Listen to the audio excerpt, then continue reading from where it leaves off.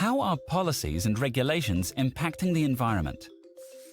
Many nations around the world attempt to balance protecting Earth's resources with protecting the economy. They pass laws to make it illegal for businesses to dump waste in the street and restrict how much fish trawlers are allowed to catch. But enforcing those laws and complying with them costs time and money, two things that governments and businesses don't often have. And some argue that they make no difference because some people don't follow the rules anyway. How has government policy impacted the environment where you live? In 2010, there were only 121 tigers in Nepal. That year, Nepal's government made a commitment to double the number by the year 2022 by protecting their habitats and making it illegal to hunt tigers. This is an expensive effort, costing the country millions and closing off huge plots of land from agriculture and development. But Nepal is on track to meet its goal of bringing tigers back from the brink of extinction.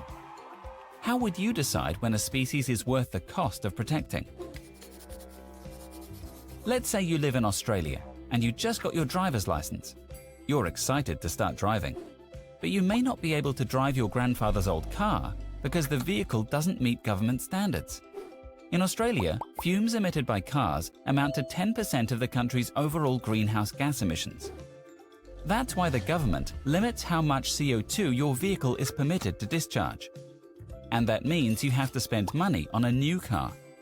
But sometimes regulations seem to have no effect at all.